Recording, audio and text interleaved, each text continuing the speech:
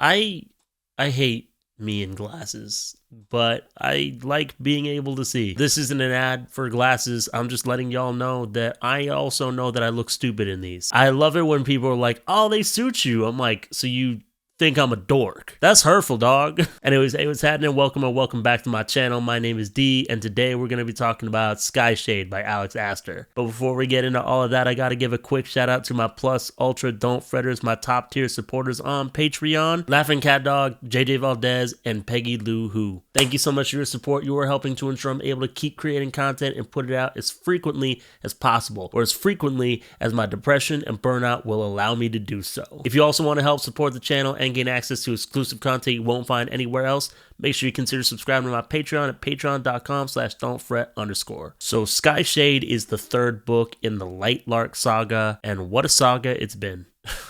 I've done videos on each of the other books in this saga. I don't think you need to have watched them in order to watch this video. I will link them down below. But to summarize my thoughts on the last two books in this saga, I didn't like them, like at all. Lightlark is one of those booktok books or series that takes elements from other popular books or series without really understanding what made those books and series that they're taking from good in the first place. It features a thinly veiled self-insert character that finds herself in a love triangle between two knockoff versions of Rhysand and Tamlin from A Court of Thorns and Roses. But it's not really a love triangle because the author makes it inescapably clear which character the character actually wants to bang. I think it's safe to assume that if you clicked on this video, you know at least a little what Lightlark is all about. But assuming makes an ass of you and me. So Lightlark is about a 19-year-old woman named oh my goodness. I'm not going to make it through the filming of this video. Lightlark is about a 19-year-old woman named Isla Crown, who's the ruler of the Wildling realm. She needs to go to an island called Lightlark, which is only accessible every 100 years, to participate in the Centennial, which is a ripoff of the Hunger Games, sort of, not really at all. But the Centennial is a series of games and challenges meant to help figure out how to break a curse put on all the realms. She gets constantly hit on or sexually harassed by a dude named Grimdark or Grimshaw or Grimjow or something, I don't know. And eventually it's revealed that her best friend Celeste, ruler of the Starlings, is not actually Celeste. Her name's Aurora, and she's the one who put a curse on the realms, and she's bad. Aurora's been manipulating Isla in order to get ultimate power or some other sort of Saturday morning cartoon villain goal, and then Isla kills her. And it's revealed that Grimbo was lying to her and manipulating her with Celeste or something, so she ends up romantically involved with the king of Lightlark named Aro. And in the second book, Nightshade, Brother Grim is very upset about getting dumped, so he wages war on Lightlark. And it's revealed that Lightlark has a gateway or a portal to another world where all life came from before or something. And it has the magic power to save Isla because she's dying somehow. And also she had amnesia, and she and Grim have been married the entire time. And after spending the entire second book trying to fight this dude, go to war with them, she just fucks off with him. And that's where Skyshade picks up. So let's just jump into what happens in book 3, shall we? This is the part of the video where I recap what happens in the book and share the notes I took while I was reading it. Spoilers, obviously, so if you don't want to hear any plot spoilers and you just want to skip to my general thoughts on the book, you can click the time codes in the description down below. So I don't remember if they did this in the other books or whatever, but all the titles or all the chapters have titles instead of just like a number. And so I started with chapter 1 and then immediately realized that that's not what we were doing here. So chapter 1, Isla is with Grim and she's mad about something. I forget what happens. But if we use the power of the portal to unbind them, it would kill Aro. Grimbo's like, I'd do genocide for my baby boo any day of the week. So we're starting off strong with this is not a hinged individual. I really don't like slipping into this kind of rhetoric or whatever, because usually when people on BookTok or BookTube or Bookstagram, all these names are so silly and I hate it. Every time we kind of slip into this, every once in a while people will be like, oh, we shouldn't have this kind of like relationship in YA or whatever, because I don't really want to get into that because like I'm not a parent.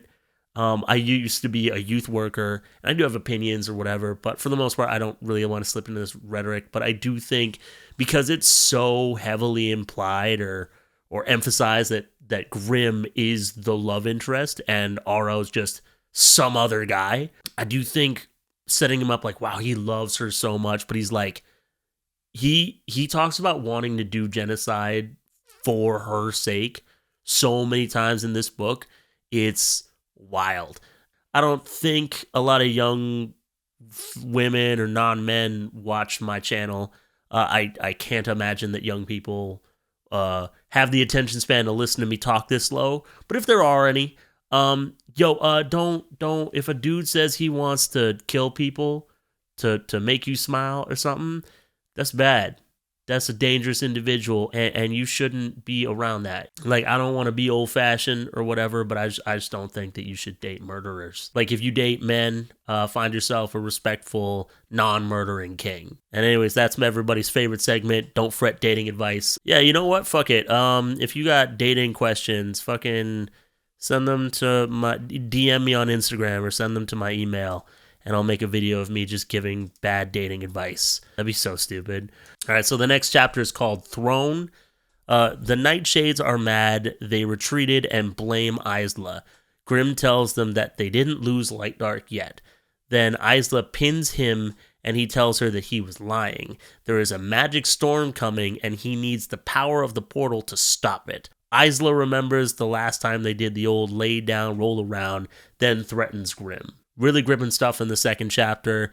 The next chapter is called Forge, and Isla goes to the Nightshade blacksmith to get power-dampening bracelets. In exchange, Isla will kill him in the winter. What a bargain. Like, what an absolute steal. That's crazy. But at the same time, like, I get some pretty nice jewelry just from, like, Flair & Co. Not a sponsor. You don't have to commit murder if you want, like, a chain from Flair & Co. It's, like, pretty nice stuff. Again, not a sponsor. I'm just saying, you don't have to kill people to get a pretty nice piece of jewelry. They got bracelets. Not a sponsor. And then she has dinner with Grimbo, and he's mad that she's dampening her powers. Whatever. Next chapter is called Wraith. I love it when my notes autocorrect, and they make no fucking sense. Because it says, Grimm reveals the little dragon island saved. It's grown now. And what I meant to say is, Grimm reveals the little dragon Isla saved is grown now, and they've bonded. I don't even know if I explained this in the last video. Bonded, like, you can bond with some magical creatures, and you have, like, a special spiritual link. I don't actually know what it does, though. Like, I don't know what the benefit is exactly, like if you now have the power of a dragon or whatever. And if for some weird reason there's like Lightlark fans watching this, don't explain it to me, I don't care. He takes Isla to a village where storms hit and beasts attack. Isla observes Grimbo is a benevolent ruler because every edgy shadow boo gotta have soft edges too. Next chapter is called Storm. Isla rides the dragon to find Cleo, who has the Oracle. Cleo reveals that she killed the Oracles. Cleo taunts Isla, and Isla tries to bargain. Also, the phrase, with the force of throwing stars, was used twice within like 6 paragraphs, and like a death necklace was used to describe a series of blades at Isla's throat. I get what you mean, but that's silly. Isla's guardians come for a visit. Yeah, like, one of my biggest issues with this series in general is the prose. Like, the metaphors and similes that the author employs. Credit is where credit's due. They definitely make more sense than other authors' prose that I've just reviewed on this channel, but it's just silly, and it just makes me stop. And I've said it before, but I always find, like, with writing, I'll usually say it's fine if, like, I get what you mean and what you wrote doesn't make me stop and go, wait, what? A lot of Alex Aster's writing makes me stop and go, like, what? And I'm not, like, confused, but it is just, like, very odd ways of describing things. And like, you know, I understand that this author's not, well, like, she can't be, like, that young Like she's grown. She's an adult. She's a young adult and is probably just trying to have like a fresh perspective and have a unique authorial voice. And that's great. That's awesome if you're striving for that. I don't know if I believe that that's what she's striving for. It is still not good. Next chapter is called Nightbane. Tara and Poppy, these are dumbass names, tell Isla that they didn't kill her parents and then immediately drop the subject to tell her all the Nightbane has died. She and Grimm go to talk to a Nightshade order of the Prophet. And Nightbane is like a special plant that they make healing potions out of or some fantastical something or other. And yeah, it's all gone. And that's sad. It's bad news because how are they going to heal people? You know, scary stuff. Really serious. I'm worried, personally. Next chapter is called The Climb. They climb through a bunch of tunnels and they almost drown and undress and spoon for warmth. They make their way to, like, I guess the temple of the Order of the Prophet or whatever, and they find out that the Prophet came from the other world as well and has predicted everything that's ever happened, and there's some missing pages in his writing that's been stolen. She has to close a portal that leads to the other world in order to stop the storms, and there's a wildling trader in her midst. Isla asks about her ultimate fate because she's really worried about changing her fate, and she's going to have to kill either Grimm or Aro. She doesn't want to have to make that choice, and she doesn't want to die and all this stuff, so she's like, oh, tell me about my fate. And the lady's like, nah, get out. And then Isla's kind of thinking to herself, like, yo, even though the Prophet's writing has guessed everything that's ever happened ever at all, my fate is up to me to change. I'm going to stop it. I'm going to fix it. I'm going to find a way out of this because I'm the most special to ever be special. Fuck y'all. Next chapter is called Skystone. Isla visits Azul, the token, the only black person in the entire series, and he's not really a character. He gives her a ring with a piece of storm stuck in a stone. I don't understand that either. And a fish. No, that can't be right. A finch that will sing when storms are coming. Then she goes to her old room and finds the feather that belonged to the villain from the first book. It's sharp, and she writes with it. And the next chapter is called Traitor, and nothing happens. Sometimes you just got to take a breather, you know, can't have too much plot. The next chapter is called Ogre. Isla kills a bunch of motherfuckers Dexter style, and then takes their hearts and offers them to an ogre for information. He does a weird blood ritual, and she learns nothing, except that she's going to die in the spring. The next chapter is called Snake. One of the Nightshade nobles tries to kill Isla in her sleep. She kills him. The next day, she waves his head around just on display to be like, yo, don't mess with me. I'm tough. I'm violent. I do stuff that's bad. Yeah. And then she finds writing on the piece of paper she wrote on when she found the magic feather, and it's Aurora's handwriting. Next chapter is called Feather. Isla goes back to the blacksmith and is like, yo, what do you think about this feather, dog? And he's like, yo, there's a piece of soul in that feather. That's crazy. She hangs out with Grimbo while he bathes the dragon, which is not a euphemism. Then he asks her to marry him again. The next chapter is called Heart Ripper. Isla goes and does the vigilante thing again and begrudgingly befriends a woman she saved from the earlier chapter. Isla learns that her nickname on the streets is Heart Ripper, which is better than Heart Eater, Grimbo's affectionate nickname for her. That he only uses, never says her actual name. And she goes home, goes to bed, and Aro is floating outside her window. The next chapter is called Stormfinch. Aro was worried about her, so he flew halfway across the world in order to check up on her. The Stormfinch starts singing. Griminy Cricket asks her to reconsider using the magic portal to save her life again. Then they get caught up in the storm. Wind whips wildly twice in one paragraph. The next chapter is called Broken. The dragon gets fucked up in the storm and Isla portals with her star stick. Fuck, these terms are so stupid. I hate it. She portals Aro home back to Lightlark, and Zed, who I don't remember who that is, but Zed shoots Isla with 3 arrows. Isla tells Aro that she's a bad boy now and she loves killing people, and she dumps his ass. The next chapter is called Aftermath. Isla goes on a killing spree to blow off some steam, and Grimace has known the entire time. Dude's a bad king. Like, some foreigner, that sounds really right-wing, but like a foreign ruler that you're married to or whatever is just randomly killing your citizens, and that's not like an act of war or whatever is just so, like, this dude's bad at his job. You know, like, I get you love her or you're very lustful towards her, but, like, come on. Next chapter is called Clasp. There's a Nightshade wedding. Gotta slip in some dress talk. Missed that from the first book. I didn't.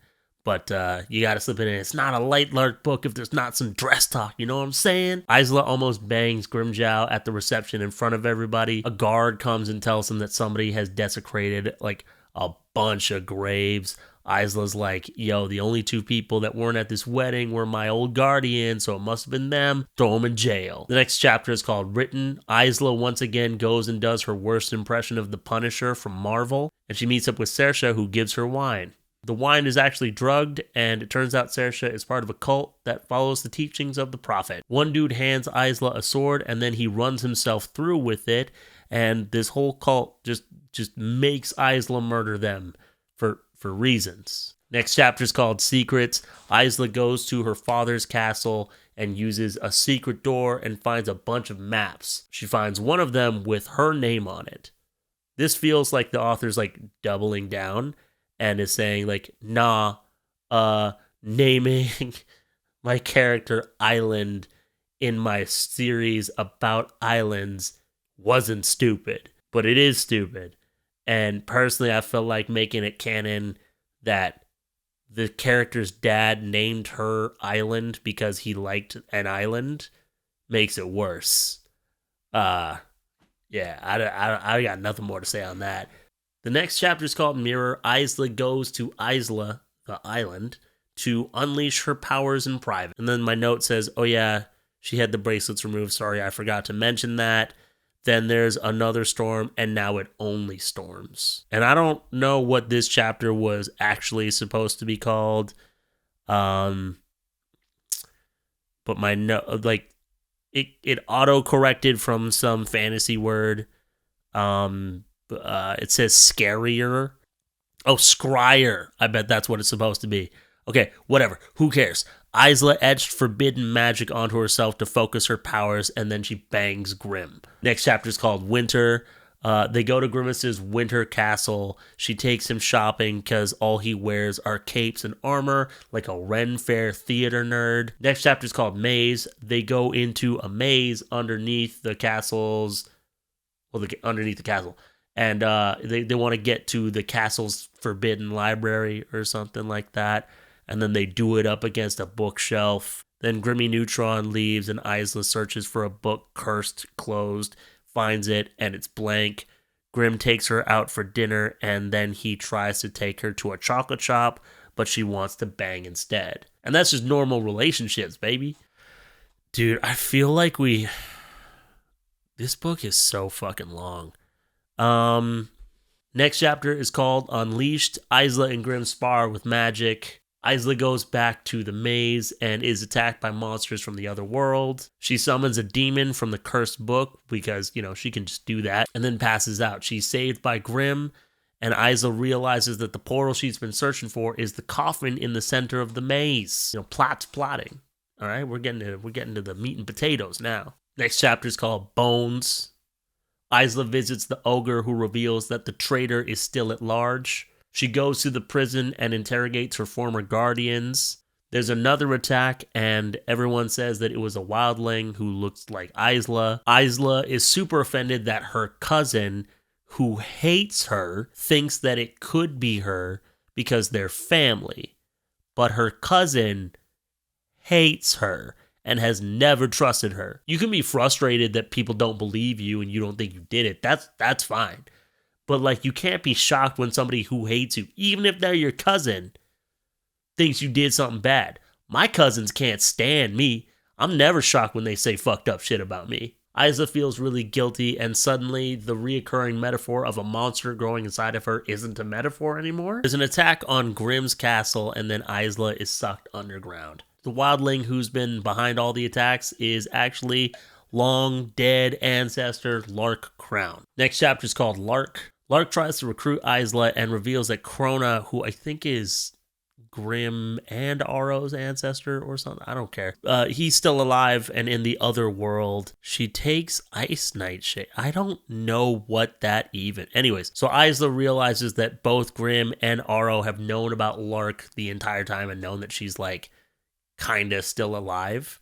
So she's really mad, and then she goes to Lightlark and finds the prophet's missing pages. It's amazing what one small word can do to a sentence. She goes to find the prophet's missing pages. Next chapter is called Gates. Isla gets to Sun Isle. Can't with the way these things are named. And Aro tries to kill her. Then he helps her get into somewhere to find the missing pages. They go in. It's dangerously hot for some reason. They get caught in a sandstorm. Isla uses Azul's ring to trap a piece of the sandstorm. Then they take cover. Isla strips naked for reasons. I don't know what those reasons are, but they did. The next chapter is called Golden. Isla has a dream of the last time she and Aro boned. She wakes up and they go to an oasis. They find a tomb and find the pages and a magic bone. They make camp and Isla ditches Aro in his sleep. The next chapter is called Enemies. Isla walks and Aro attacks her. They argue and he's like, yo, why don't you love me, dog? Lark's army of the undead arrives. Isla uses her magic necklace, her like wedding necklace that she can't take off, to summon Grimm and decides that they should all work together. Next chapter is called Remlar. They go talk to the scary winged dude from book 2. They see Ren, and she's an undead soldier now, and Grimm gets stabbed somehow. Next chapter is called Sacrifice. Isla makes Grimm save Aro. I guess Aro got stabbed, and I'm bad at taking notes. Isla consults the scary winged man, and he says that she should kill Aro because that would end the Nexus, which is the curse that means that if like a ruler dies, so does all of his subjects. You know, it's weird that that's actually not come up that much. Like, there's reference to it, and that's part of the stakes for this book. But, like, the fact that nobody's been trying to fix this is really weird to me. I'd be like, yo, that's dangerous. What if somebody assassinates me and then takes out my entire nation? You know, that's crazy. Next chapter is called No One. We go from 0 to 100, and the villains are just winning. Out of nowhere, Cleo was in cahoots with Lark the whole time. They capture Isla and bind her with the bracelets that the blacksmith made for her, like, earlier on in the book. The next chapter is called Fed on Death. Isla spends weeks stuck until she remembers something the blacksmith said. She has the power to take power when she kills. So technically, she's the blacksmith now, and she's able to free herself from the bracelets. And then she goes to unleash the storm to end all storms. The next chapter is called You. Isla goes to Isla, the island, and Lynx takes her to a house that she never discovered for reasons. I don't know what those reasons are. Her dad left her a note letting her know that it's okay that she killed them because that's part of her power. Because they knew that her birth would kill them because math and flares and stuff. Couple chapters. The next chapter is called Illusion, and I'm just going straight to the end from there. The good guys make a plan, and she and Grimm smash. They prep for the big final battle. Big battle, blah, blah, blah, blah, blah. Lark gives an anime villain speech that wasn't even good. Isla lied about her plan to Grimm and Aro.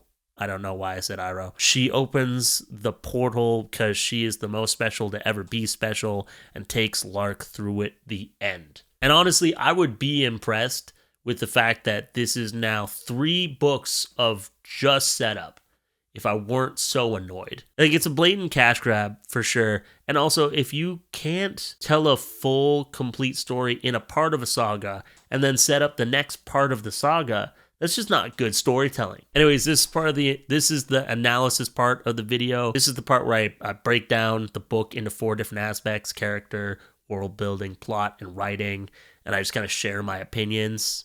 So let's start with the characters. The only characters that get any characterization in this book are Isla and Grimm. Isla is even less likable in this book than in the previous books. It's very hard to tell whether or not her motivations as a character are fueled by self-preservation and selfishness, or self-righteousness and wanting to do the right thing. A lot of her like backstory and the origins of her and why she's so special are sort of retconned, and it makes a lot of her like motivations and like development make less sense to me than it already did. And I've personally like never really understood how this character is supposed to be this like hyper violent, edgy girl who's not like other girls, but she's also unbearably naive.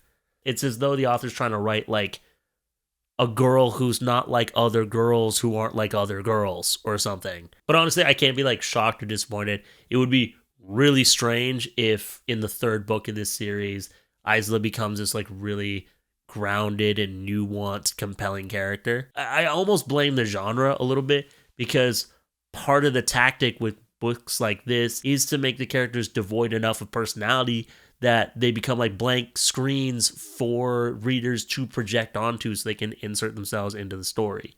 So you can be violent and bang a guy who's like hundreds of years older than you and would kill people for looking at you funny, because that's romance, baby. I still think it's really fucking strange that both of the 1.5 love interests are hundreds of years old and they're just vying for the affections of a teenager. It's like, it's just so creepy to me, and I don't even buy that Isla loves either one of these cardboard cutout characters. Aro's like not in this book, so why even talk about him? And Grimm is barely a character. He's just a possessive sociopath who wants to fuck a teenager. He never uses Isla's name. He either calls her Heart Eater or Wife. Both just feel like he's trying to strip Isla of her identity. And I think the fact that she's super into it and super into him is almost antithetical to whatever the character is supposed to represent in being like a strong female character. I don't know. I don't get it. None of the antagonists or side characters are characterized. They're not interesting. They're not compelling. I've officially given them more attention than the author ever did. So like, moving on. Let's talk about world building. It is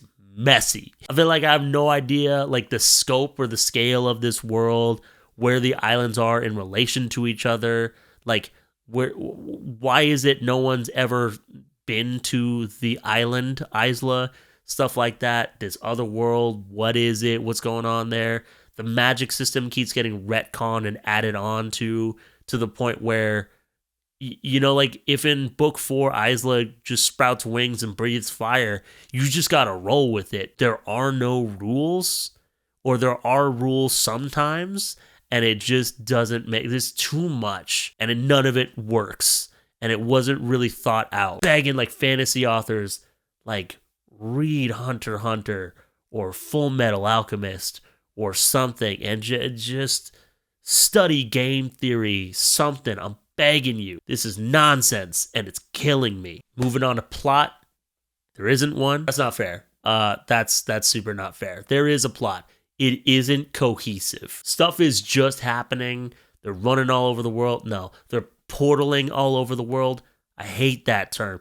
So many of the terms for like actions and stuff is silly. That's a world building note, but it's just silly. I don't like it. This book, like book 2, is all set up, no payoff, to the point where the author has written a lot of checks, and I'm just not confident that she has the writing skills to cash any of them out. Ending on another cliffhanger, it just kind of shows like a lack of skill. It's kind of lazy. And sure, it's a way to ensure that readers, or it's an attempt to ensure that readers keep coming back to the series because they want to know how it ends. But it's also kind of a middle finger to the readers, and it's just not good storytelling. And lastly, the writing, I don't know, it's bad. What do you want from me? Sure, there was no Yoki thing, but it's still not good. I think the general consensus on book 2, Nightshade, was that it was marginally better than Lightlark. And I feel like this is actually a step down from that. It's like a low for the franchise, but the franchise was already pretty low to begin with. I give it 1.25 stars, maybe even 1 star. Is bad. I really don't like it, and I wouldn't recommend it to literally anybody. Thank you so much for watching. Thank you to my super duper don't fretters, Lauren, Cassie, Desi, and Oliver. You are helping to ensure that I'm able to keep creating content and put it out as frequently as I'm able to. If you also want to help support the channel and gain access to exclusive content you won't find anywhere else, Join the private Discord server, join the book club. Make sure you consider subscribing to my Patreon at patreon.com/don'tfret_. If not, no worries, but please, for me, before you go, like this video, subscribe to the page, and hit that noti bell. Thank you so much for watching this video. My name is D. Don't fret. I'll see you next time. Peace out.